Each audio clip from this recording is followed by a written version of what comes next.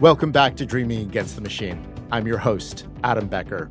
This week's episode is a little bit different. We usually take a pretty broad approach to the mission here of dreaming about a better future at Dreaming Against the Machine. But this week, we're getting really concrete and specific. This week's episode is about how to make the world and the future a better place in one very specific, concrete way. We are going to be talking about how to fight and win against people who want to build AI data centers. And so our guests this week, Alli Finn and Matt Rodriguez, are people at the forefront of that fight here in the US and around the world. They know a lot about how to win against the people who are trying to develop these incredibly harmful and destructive and resource-intensive pieces of unneeded infrastructure that are a blight on our communities. And I will also say, I think that this is one of the most important and immediate political issues of our time. I think that the fight against the people who want to build these things is really very directly a fight against the wealthy and powerful who have a lot of money, and those of us who don't like these data centers, which according to polling is basically everyone across the entire political spectrum, at least here in the US. And I hope that this episode is going to reach some people who don't normally listen to this show, maybe people who don't agree with me about a lot of other issues in politics. So if this is your first episode of the show that you're listening to, welcome, and let's talk about how to stop these data centers. So without any further ado, here's Alli and Matt. Alli, Matt, welcome to Dreaming Against the Machine. Thank you. Happy to be here. Thanks so much. Really glad to be here with you all. Absolutely. No, I'm just really glad that you were both able to make the time. Can you both introduce yourselves? I am afraid that if I try to introduce you, I will get some details wrong. So, Alli, let's start with you. Sure. Nice to be here. I'm Alli Finn. I'm here with a couple different hats. I'm a longtime organizer and policy advocate focused on the impacts of technology on everyday people. I'm here in my role with the AI Now Institute, which I can talk more about, and also the data center working group that Matt and I are both a part of, which is a nationwide network of folks resisting data center expansion. And Matt? Hello. Yeah, Matthew Rodriguez. I'm with the Athena Coalition. I'm in El Paso, Texas. And the Athena Coalition is also part of coordinating this data center working group. So supporting organizing and base building with these site fights against these data centers all across the country. And then I'm also part of a organization called the Amanecer People's Project in El Paso, Texas, that's fighting a $14 billion meta data center. And about 10 miles from that is a $165 billion Oracle data center. So we're in the fight here in this region. Let's get into it. So let's talk about that fight. Let's start with the basics. What is the impact that these data centers have on communities and the world? Like, what are the problems with these data centers? It really varies based on the size and the scale. But I can start from El Paso and just talk about like some of the shocking statistics that has made this such a organizing opportunity, really. Yeah. So Meta's data center came in 2023. It was said that it was going to be a pretty standard like server farm. At this point, it was an $800 million project. As this like AI race built up, it is now a $14 billion project, like we said. Yeah. This data center would use more electricity than the city of El Paso. They can use up to 2.5 million gallons of water per day. And then it's going to be ran on a private gas plant that, because they need to get it up and running so quick, it's not going to be turbines or solar or whatever. It's going to be 813 generators, diesel generators stacked on top of each other running 24/7. So it's just like a crisis in whatever way you look at it. And then to add insult to injury, they're getting an 80% tax abatement on this project. So not only are they doing all of this, but the city of El Paso is forfeiting at the very least like $650 million to Meta in taxes. And it's pretty common, honestly. Like these kind of deals are pretty common all over the place. It's very similar for Oracle, which is in New Mexico, but very close to El Paso. It's just massive, massive scale of electricity, water, and air pollution. And almost all of them are getting tax breaks from the municipality. Just to contextualize this, what Matt is describing is unfortunately not unique to El Paso or to Texas. So the role that I sit in this ecosystem, I'm supporting folks across the country, local organizers, policymakers, folks thinking about statewide change, to grapple with what's happening in their community and push back. And just to kind of locate us, the growth that we're seeing, we've had data centers for a long time, for decades and decades and decades. But what's different right now is the speed and the scale, right? So in the past 3 to 5 years, we've seen the number of hyperscalers, which you can think about as really big data centers, right? There's different ways to define them, but even bigger data centers, we've seen the number of those roughly double. And this build out has immense consequences, both for people who live right next door, including, some of my family members in Atlanta, Georgia, right? But also I'm a New Yorker, right? I live in the city, but it has impacts across our entire state, even for people who are not living right next door, in terms of the quality and availability of our water, right? Air, our electricity bills going up across the country. But also, I think the other impact that Matt and I haven't spoke to so much is like, who controls our futures, right? Who controls what happens in our towns, in our states, where we live? And I think that's also something that we have to grapple with in this moment. I feel like I've been saying this a fair bit over the last few episodes of this podcast, but like, this is not a video podcast, so you can't see the faces that I've been making while Matt and Alli have been talking. But I thought I knew how bad this was, and I was wrong, which I suppose is why I brought the two of you on. This is horrifying. And I understand that the AI boom is what's pushing it to happen, but I mean, we'll get to like hope and how to fight back against this in a minute, but just to inject a little bit of that earlier on, I have been seeing poll after poll lately showing how unhappy people are about these data centers. And it just seems like people are more and more against having them built as time goes on, which I find very heartening, but it doesn't seem to actually be slowing down how quickly they're being built, does it? I mean, a bit, but not as much as we would like. Yeah. I think that is the hopeful part, is, why we are doing this, is it is such a unifying issue. Like, no, there's such a small amount of people that you explain what's happening with the data center when it comes to your county or your municipality. That's like, this is good. Like, it is across political ideology, age, race, gender. Like, everyone's like, we do not want this thing. What can we do? So I think that's the question right now, is, can we create campaigns and organizations sharp enough to say, this is what we can do? But yeah, it is definitely deeply, deeply unpopular. Almost every single place that they're coming into. I think it's telling, if these things were actually beneficial to local communities, these billionaires would be building them where they live, and they're not. Right. Silicon Valley is not the hub of data center expansion. Right. All the other places that billionaires have flocked to, these are not the hubs. They are, building up this extremely toxic, extractive infrastructure in communities that they see as disposable, which is an increasing number of us.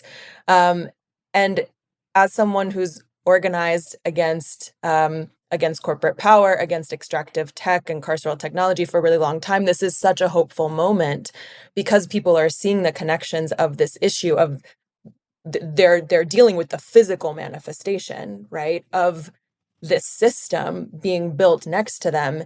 And as you're saying, there is so much opposition across the country. People are deeply concerned. They don't want data centers built next to them. They also have questions about AI and if it's beneficial. And the majority of people want kind of, common sense guardrails. But people in power are not listening except when they're forced to. And I think we're really at an influx moment where we can win this, but the forces against us are quite strong. So before we get into that, let's talk a little bit more about the impacts. Matt, you were talking about, how this thing uses more electricity than the entire city of El Paso, and that's just one data center. And they are just using a bunch of diesel generators, which is horrifying. So what's the carbon footprint of one of these data centers? How bad is that? And the water usage, can we put these numbers into some context? The first thing to stress is it is really shocking to people to see they will do what they can get away with. Yeah. So what they can get away with in El Paso is different what they can get away with in maybe a state like Minnesota or Michigan. So they are using these generators because they can get away with it, and they will take as much water as they can. And that's why you're seeing kind of the clustering in places with less regulation. So this one specifically, the Meta data center, would create more air pollution than every existing refinery and power plant in El Paso, every home, every school. It would almost be double the amount of toxins in the air if this gas plant is built. That is just from Meta's private gas plant. On the New Mexico side, Oracle's gas plant for theirs, which is called Project Jupiter, would emit more air pollution than the state of New Mexico. So it would double the amount of toxins in the entire state? Than the entire state of New Mexico. Because it's so much energy, it is hard to fathom the infrastructure lines, the power lines, the gas plants, the new pipelines, the fracking that you need to take out of the ground. It is like you're building a new state infrastructure in 100 acre radius. It is hard to comprehend how much of a climate bomb these data centers are. And I think these are extreme examples because they can get away with it here.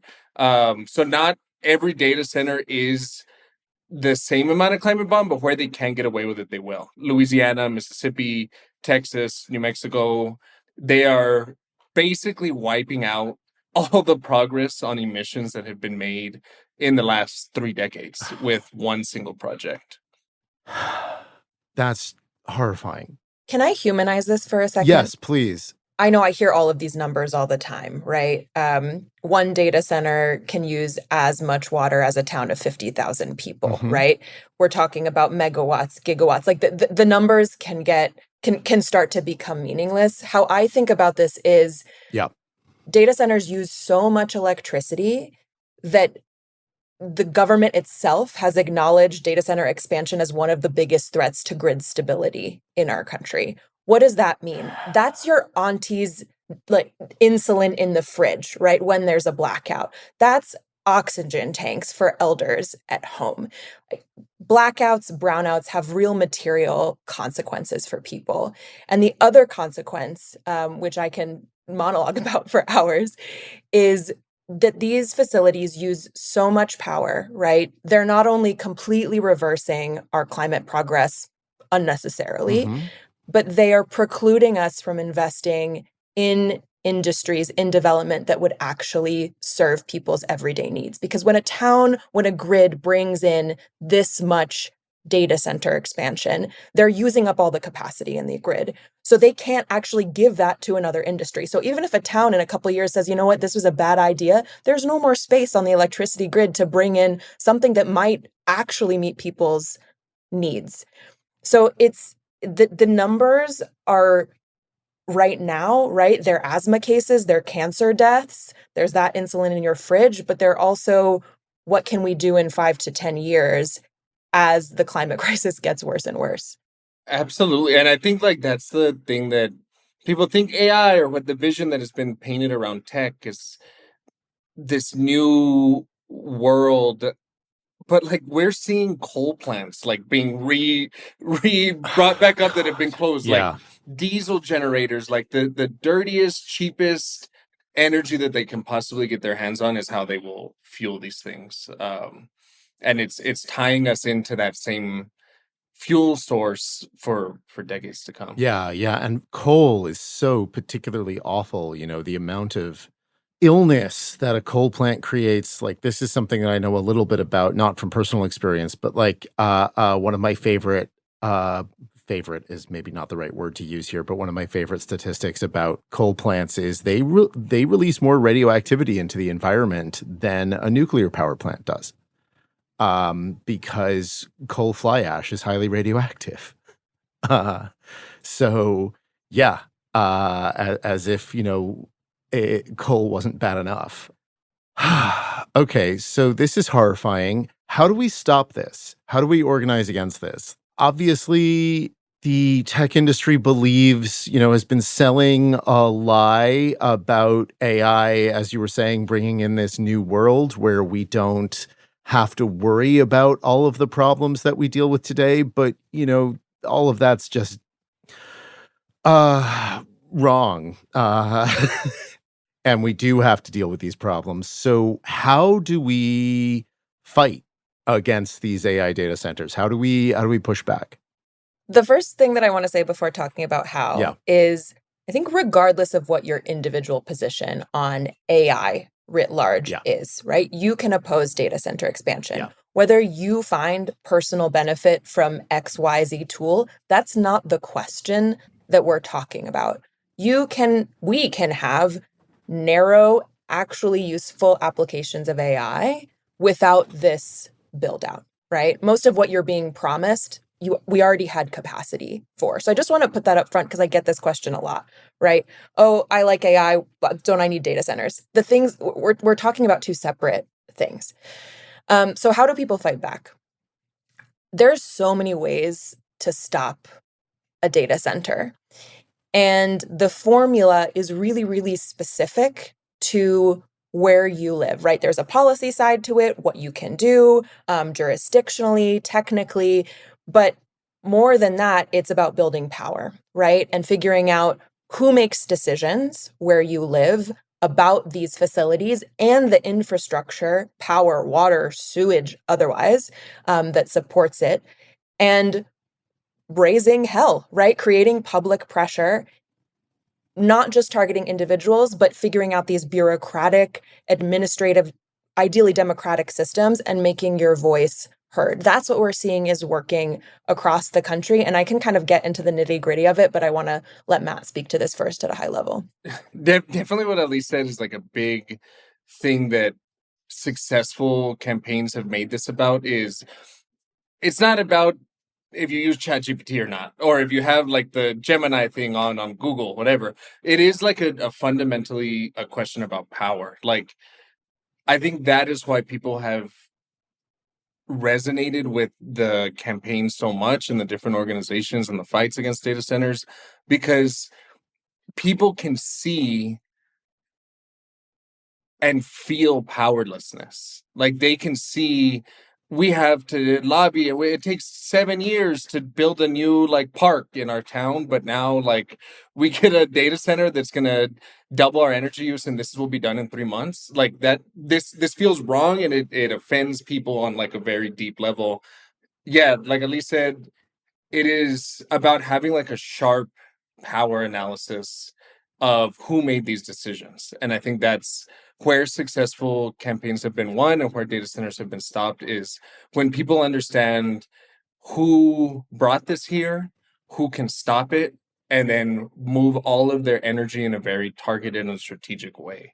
But it is very difficult because a lot of people may have never been to a city council meeting or a county commissioners meeting, or may not know who controls their energy company. So usually it is a lot of spinning your wheels at first when you first hear that a data center is coming to your town. And I think that's a lot of the organizing that we've been trying to do is just like accelerate the organizing, because people are there, they want to do something, and how do we accelerate it so they're not wasting their time being spun around by the bureaucracy of what a municipality's zoning regulation is, or whatever that specific instance is. And there's different levels, right? There's how do you stop a specific data center? That's one question. But then how do you protect your community from either the broader data center takeover that's already there or is coming is a second but interrelated question. And there are different playbooks, but kind of at the briefest level, right? It's figuring out what friction you can throw into the process if you have the political power to win a withdrawal of the project or a voting down of the project and use whatever existing approval mechanism there is. But longer term, if we only take this approach, we're playing whack-a-mole and we will lose against these tech companies because they're so good at just popping over jurisdictional lines, right? Next town, next county, next state, where perhaps there's less political power or more favorable regulations. So the bigger picture and what we hope that this, kind of specific site-to-site power builds to is actual protection. And that can range from common sense reform and regulation to what I think is actually common sense, which is bans and restrictions on this type of development. But that requires changing the rules. Our rules around public utility commissions, zoning, water, all of this were not built, were not written for this moment and for an industry of this scale in all forms of that word. So these companies, developers, big tech, private equity, they are taking advantage of generally pro-business regulation, but also rules that they can fit into in terms of by right or automatic approvals, right? Because no zoning code written in the past, however many decades, could envision this scale and this type of industry. So we actually need to change our rules to empower communities to say no, to say if and when, and make sure that communities have the say and not these corporations. And how do we do that? I realize that that's a big question. I guess to get a little bit more specific, how do we resist this? How do we get better regulations in place? And actually, how do we fight this on a local level as well? Like, let's come back to the question of like national or state level regulations and start with something local. Like if you find out that someone is planning on building a data center in your community and you don't want that to happen, what do you do? The first thing is you're not going to solve this alone. Yeah. Like, I think that is something to stress. So I think that's a lot of people's immediate reaction is maybe they just don't know enough. Or maybe if I just like put together all the research and get every single perfect number, we can block this. Right. But unfortunately, like these companies know what they're doing.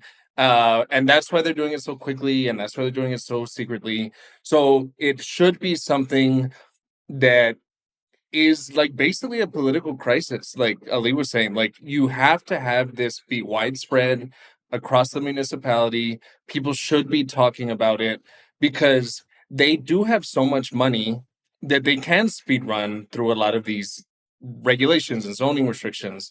So the first step is like building a team. Whoever that is, if that starts with an existing organization or if it's something that's new, there should be a group of people that are doing this together. And then we can, share it if people are interested doing with the listeners. There are some good policy guides. But the first step is like, where is it? Has this been approved? What is the process? Because it does get significantly harder as they move along in the process. So catching it as quick as possible, ideally before the land has been rezoned or before they're already approving the contract between the municipality and the developer. And then it's really, really important to see where you have leverage. That is like the key in stopping a data center is understanding where you have leverage. It may be wildly different from state to state or from municipality to municipality. So that is, I think, the most difficult part for most communities to get to, is like a sharp understanding of where the leverage points are, and then putting everybody to there. Because it might be like you might have 400 people on Facebook like saying this is awful, but all those 400 people need to be sending public comments to the utility commission or to the water board or whatever it is. And I think that is the quickest way to explain it, is getting a group of people, understanding where you have leverage, and then getting every single person who's upset about this moving in the same direction towards that point of leverage. And that is where 99% of communities that have stopped data centers, I think, have done really well, is they have understood like those core pieces of the campaigns. And just to break down that leverage piece further, where decision making is held, like I said before, is going to look different place to place. So you might think, oh, this is my town city council has authority. Actually, they might not. It might be the zoning board. It might be the county. It might be that there's actually no approval process that has a meaningful kind of decision point, because this fits into a type of zoning that is automatically approved. So then you look at, okay, what are the other permits that this development needs? That might be air, water, sewage. It might be around tax abatements. That's also an intervention point. Shout out to El Paso. There's different decision points, but like Matt said, it's easiest to stop a data center before it ever moves in, before construction starts, before the permits are given. But if you're not in that position, all hope is not lost. And so in addition to figuring out where the approval process is for the specific data center that might be coming to where you live, I really strongly encourage people to look at what could protect your community from additional development. Because the sooner we get that into place, also, the sooner that protects against what you're facing right now. A lot of zoning reforms or zoning changes don't apply retroactively in general, right? So if a huge mega facility is already built and then you put in a ban, that's likely a ban on new construction or expansion. So, and I can run through kind of the local policy playbook that we have. We have something called the North Star Data Center Policy Toolkit, which we've created with over 100 organizers, policymakers across the country to really lay this out for folks. And I'm happy to walk that through if it's helpful, but I don't have to get in the weeds. Just to note to our listeners, we've got links to a couple of resources from the AI Now Institute and a Site Fight guide in the show notes. So, if your community is staring down a data center, those are good places to start. And that they come from the AI Now Institute and the Data Center Working Group. So, yeah, Alli, why don't we get a little bit into the weeds? I don't have a problem with getting into the weeds. Let's get into the weeds. And then if we get too far into the weeds, we'll come back out and we'll go somewhere else. Great. I live in the weeds. Yeah. I love the weeds. I love Matt the weeds can pull us too. back. Yeah. The playbook that we've seen as successful in terms of more holistic protections goes a little something like this. If you have the power and the authority to flat out ban this type of development, do it. It's not serving you. It's not serving your town. It's not serving your community. These are, if we want to frame it this way, outsiders coming in and taking, right? This isn't for your digital capacity. Yeah. Your digital daily lives. Some places are going to be able to put in a ban. Shout out Monterey Park in California, right? Some places might not be able to do that. Either that's not the approach that the local government wants to take, or the locality might be prevented by state law or other types of regulation that actually don't allow them to ban or prohibit certain types of development. So in that case, you have a couple options. We're seeing an increasing number of localities, cities, counties, towns, etc., now New York State, putting in place moratoriums. Moratoriums are really rational, common sense pauses to give people time to figure it out, right? We encourage at least a year for a moratorium. I believe there's one in North Carolina that's 32 or 36 months now. Shout out to them. That's amazing. Nice. A pause is only as good as what you do with it, right? And if you can't ban, there's lots of other things that can be done at the local level, including in zoning. And some of that is restriction, saying, okay, we're fine with data centers as long as they're under 20 megawatts, right? We don't want hyperscalers. We don't want data centers over 50 megawatts or over 100 megawatts. Or if we have them, we're going to limit them to a very strict type of permitting where we're making the developer and the operators prove that they're abiding by all of our local standards for air quality, water use, electricity, 24/7 additive renewables, whatever we want to put in there. We can make them abide by a set of standards in order to move in, and we can do monthly, quarterly reporting with actual enforcement power to make sure that that works. I don't trust these companies. I don't trust these developers. That's maybe not what I would do in my town, right? I would go with restrictions. I would go with bans if that's possible at all. But we want to make our localities unattractive to the most extractive types of developers. And I'll say one note here is we're seeing an increasing number of localities, including Nashville, restricting data centers to industrial zones. That can be somewhat helpful, but it's really important to remember which communities tend to be sited, which communities tend to live next to industrial zones, tends to be Blacker, browner, poorer, more often immigrant communities. So we're displacing harms potentially onto the communities who are already targeted in many, many ways. There's a bunch of other things that can be done, right? With water use, with transparency, with taxation, although that's a little more at the state level, energy a little bit more at the state and regional level. But the point is, there's so many ways to restrict these things. There's so many ways to restrict these developments. And the strongest thing a community can do is to say no and then to organize regionally to make sure that they're not just pushing these developments onto their neighbors. Unfortunately, we still live in capitalism, and that means we need to talk about our partners and sponsors. But fortunately, our partners and sponsors are great. And if you want to support Dreaming Against the Machine directly, you can join us on Patreon, where $5 a month gives you the chance to ask questions of upcoming guests and a dedicated stream of cat pictures.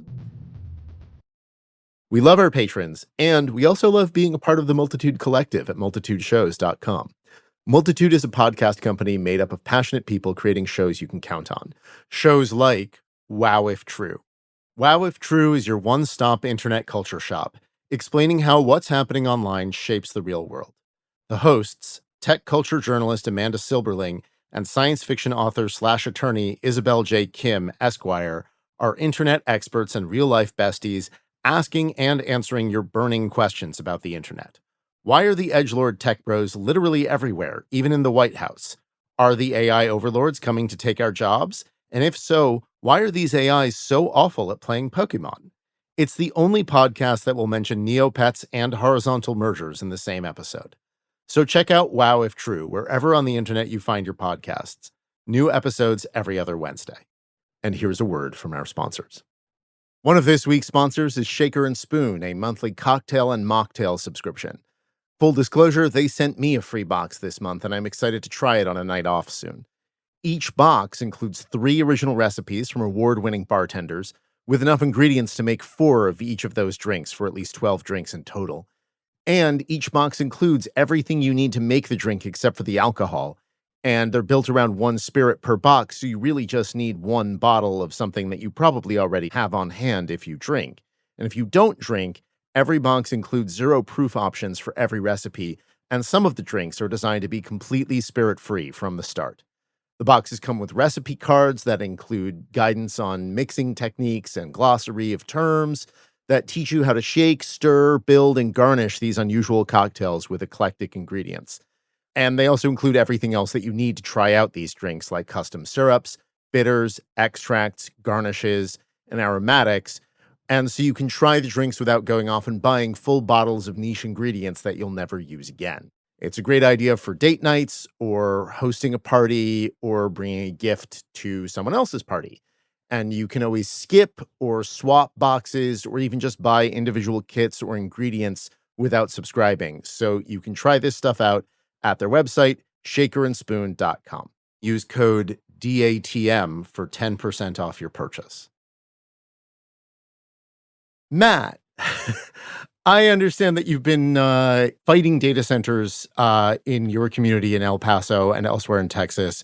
And Alli was just saying that the lessons that we learn from one community may not be transferable to other communities, but can you tell us what you found has worked and hasn't worked and how it's been going down there? So yeah, I'll bring in a couple different, what we call site fights. So places where they're fighting them.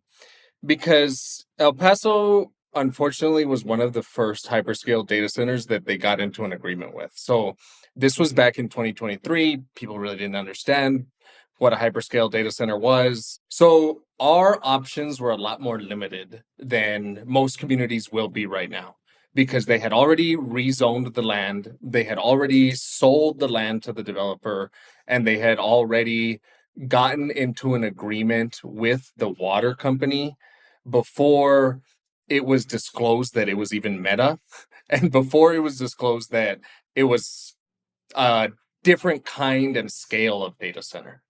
So our options were really limited to political pressure and jeopardizing the funding of the project. So this project has continued to get bigger and bigger and bigger. It was originally 800 million. Now they just got a loan in partnership with BlackRock yesterday for 14 billion. Yeah. So what we have really been focused on is the tax abatement, because it is an 80% tax abatement over 25 years. The city council still has the power to rescind that tax abatement, which would make the data center way more expensive, almost $1 billion more expensive. So it slows down their funding. It reduces the harm of the project. And we know that all of this stuff is so speculative. Yeah. So what we have been trying to do in El Paso is just slow it down, make it more expensive, make it harder to build, and make it a political crisis so that Meta has to change, because they're getting the pressure from the elected officials. The elected officials are like, I'm going to lose my seat if I don't take a hard stance on Meta. You all need to not have this gas plant, or you all need to reduce the water usage. And that has been most of the strategy we've taken in El Paso, because we got in so late. And they didn't disclose it was Meta until 2 years after it was approved. So it was approved in December of 23. In August of 25, they disclosed that it was Meta. Sorry, I'm going to interrupt to ask a question that I always regret asking. How is that legal? Yeah, it is basically a shell company. It was called Worldwide LLC that the deal was with, and it's super common. Yeah. They will usually have like a developer who is in the deal, and then they'll sell it to the company. So they'll sell it to Oracle, or they'll sell it to Meta, or whatever it is. So that's what we've done in El Paso. We've done a I think, pretty good job of making it a political crisis. None of the elected officials claim Meta. They're all like, yeah, we don't like Meta either, but there's nothing we can do, is now their stance, which is very different from a lot of places where they're saying we need this because of this or whatever. But San Marcos, Texas, I think, is a good example of what happens when you get in early. So San Marcos, Texas has stopped 2 data centers in San Marcos, and they've also passed a moratorium through the city of San Marcos. So they did that because the first one, they found out that this deal was happening before they rezoned the land. So they put all of their pressure on the zoning and planning commission of the city, and they turned people out. They made it a crisis. They got in the news. They had social media. They had rallies and protests, and everyone was very consistent. Don't rezone the land. Don't rezone the land. So they didn't. And that developer, unfortunately, moved to somewhere else in Texas. But they did not build in San Marcos. They abandoned it. They said, this is going to be too hard. We'll find somewhere else. The second time they banned it was really interesting, because I think this is what we're seeing a lot of, especially in rural places or smaller towns, is they knew who the developer was, like the person funding it. And he is a very well-known political figure in San Marcos. He likes to be seen as like a green, eco-friendly kind of guy. And he was developing this data center in partnership with someone who develops a lot of ice warehouses. So they ran a campaign tying this guy who wants to be like a good green eco guy to ice. And that's what their campaign was focused on. He dropped it. So he said, I am out. I am not going to develop this data center. And so that's how they blocked two. And then the political pressure of building through those two smaller fights turned into the policy win of a moratorium on the city level. So I think they're a really good example of they knew exactly where to target. They won like direct fights, and then they built it into something bigger. Those were really sharp ways to stop them without spending months and months and months of researching. They knew the guy, they went straight into it, and they got it running really fast. And I think back to the earlier point, it just allowed them to bring in so many more people because there was a clear ask. It was like, this is the thing. It wasn't like this amorphous thing of we have to stop AI or ban every data center everywhere. It was like, we need to stop them from rezoning. This is what you can do. This is how it'll impact your life. And that's what they plugged everybody into. On a hopeful note, we also see people expanding from campaigns against a specific facility to fighting for broader decision-making power over what goes on in their communities. So public power campaigns, right, including in Tucson, fighting against private equity takeover of utilities, which is hugely tied to data center expansion, shouting out to New Mexico and Minnesota. So that's another direction that these fights can go. And we see people really plugging in and kind of making the connections between all of these issues, like Matt is saying. It's horrible that they're building these things, but you are successfully giving me hope that we can actually stop them from being built. This is good. I would love to keep talking with you, and I think we're going to have the two of you back on, but I want to start wrapping things up. But before I do, we have some listener questions, or really a bunch of questions from one listener, Patreon supporter. If you want to send questions in for future guests, please support the show on Patreon. But these are questions from a guy named Richard George. And he sent in a bunch of questions, and we answered, or the two of you answered a lot of them actually already. But there's two or three that we didn't get to, and I think maybe we can bash them out real quick. So first, he went after one of the arguments that I have heard people use in favor of data centers, which is jobs. And so he asked, how many local long-term jobs do data centers support, and how does this compare to other comparable uses of land and resources? I love this question. Tech companies, developers love to come in and lie about the number of jobs that they will create. A lot of the numbers I'm going to share here are from Good Jobs First. They are the experts about the economic development impacts and the actual job truths of data centers. I think what they and others have found is that a hyperscale facility can be run with 20 people, 50 people in terms of permanent or semi-permanent jobs. And a lot of these are not the high-paying jobs that companies are touting either. They're janitorial, they're security.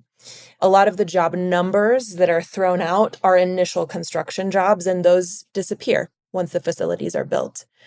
In terms of how comparable this is to other industries, Indiana and Michigan Power, a utility itself, disclosed that data centers create 100 times fewer jobs than other industries by amount of energy used. Thank you to Citizens Action Coalition of Indiana for sharing those numbers. Yeah, 100 times fewer.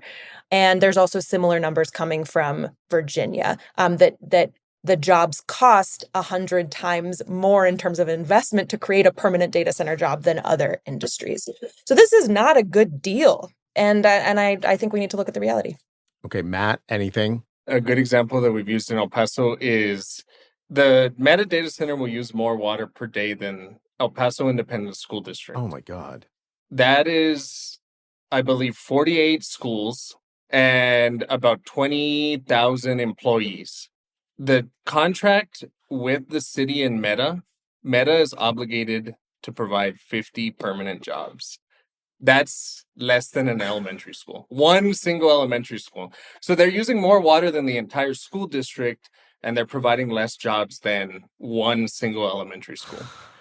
And across the country, these jobs are being heavily subsidized. I believe the average is that one data center job can cost roughly $2 million in subsidies. Mm-hmm. And so that's what the community is getting back in return for those subsidies, is this giant gaping hole in their balance sheets and something that pollutes massively and just doesn't give back to the community in any serious way. Awesome. Okay, one more question from Richard George, which I think is a good follow-up to that one. Is there any reason a community should actually want an AI data center locally? I think what we hear most is the revenue, just because of the scale of some of them. So the argument that we hear is, like, for example, Project Jupiter, they're getting a ridiculous amount of tax breaks. Like I'm sorry, which one is Project Jupiter? So this is in Santa Teresa, New Mexico, which is right on the border of El Paso. So it's kind of a suburb of El Paso, but in the state of New Mexico. That's a $165 billion project. Instead of getting taxed on that, they are just paying a direct payment to the municipality of $80 million. So that might seem like, oh, great, we get $80 million. But that is a $165 billion project. That data center is worth more than all of the property in the state of New Mexico. So that is like the immediate, you might like fill your budget gap for the next 2 years. And that's what like people are seeing, like, hey, we have a budget deficit and this data center will get us out of the red for the next 3 years. But long term, it is a drain on the city because you're not getting that revenue after that direct payment. That is what a lot of cities are saying, is we just need this immediate cash, but they're not getting the long-term tax value because of these abatements. Yeah, and that immediate payment is what was that? That was like 0.5%. Well, actually, hold on. 80 million and it was 165 billion. I'm sorry, that's not 0.5%. That's 0.1%. That's a 20th%. That's insane. I think understanding the reality here is important, which is this industry is targeting communities that have faced, now it's facing austerity, right? Federal disinvestment, deindustrialization. People governing these communities are looking desperately for something to lift up their budgets, right? But what it reminds me of is communities, for example, in Pennsylvania, in coal country, that now have their public school budgets dependent on fees paid by the coal plants, so they can't shut the coal plants, right? And what we're looking at is an even more speculative industry deeply tied to the coal industry and fossil fuels. And if there is a bubble, and if it pops, do we think these tech companies are paying for all of this infrastructure that's now burdening these communities? Of course not. So communities are being presented with a false choice, and I think this is really important to make clear. They're being told, join us, choose progress, or get left behind. They're not getting a choice between a data center or another type of industry coming in. And I think that's what we need to remember, is that it is a choice, and we have to create what that alternative is. And that's a lot harder than saying yes to a developer. It is the right choice. It is the just choice, and it's the one that actually will take care of communities in the long term. I want to close with one final question here. It's a question that is based on something that one of the people behind the surge of data center construction said. In October 2024, Eric Schmidt, who used to be CEO of Google, he's a tech billionaire and venture capitalist, he dismissed attempts to make AI data centers more energy efficient. He called it a waste of time. And he said, we're not going to hit our climate goals anyway because we're not organized to do it. I'd rather bet on AI solving the problem of climate change than constraining it, meaning AI, and having the problem. What would the two of you say to that? I think the point that Alli made at the beginning is it's tying us to that. Like, what would AI do about 800 generators, 800 diesel generators? Like, this is a greater carbon footprint than the entire city. There is no way that you can effectively claw back something as big as these centers in any realistic timeline. So if you set up a gas plant with 800 diesel generators running 24/7, these things are going to go out. You have to replace them. Like, it is creating this demand, and there is the amount of investment and federal planning that would need to transition this gas plant into something beneficial is decades. And this generator will get up in a year, or this gas plant will get up in a year. So I think just like the actual numbers of what these gas plants, the water use, like, how is AI going to refill the aquifer that, like, Yeah. you're taking the water out of?